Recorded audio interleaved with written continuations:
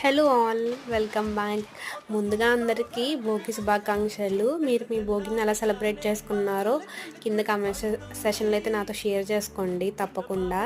నేనైతే మార్నింగే లేసాను అనమాట. మార్నింగ్ లేవగానే అయితే అక్కడ ఆల్రెడీ చలిమంట వేస్తారు. అక్కడికి వెళ్ళి కొంచెం సేపు చలికాగైతే వేడి నీళ్ళు పెట్టుకుని అయితే తెచ్చేసుకున్నాము. తర్వాత ఫ్రెష్ అయిపోయి భోగి మంట అయితే వేసుకున్నాము. మా భోగి మంట ఇదే. మేము ప్రతి ఇయర్ కంటే ఇయర్ కొంచెం ఎక్కువే వేసాము అనమాట భోగి మంట. ఏదో చిన్నదైనా ఇది ఎక్కువ అనమాట. అలాగే ఈరోజు ఏమేమి తిన్నానో కూడా మీతో షేర్ చేసుకుంటాను. మార్నింగ్ వచ్చేసి గారెలు అయితే తిన్నాను.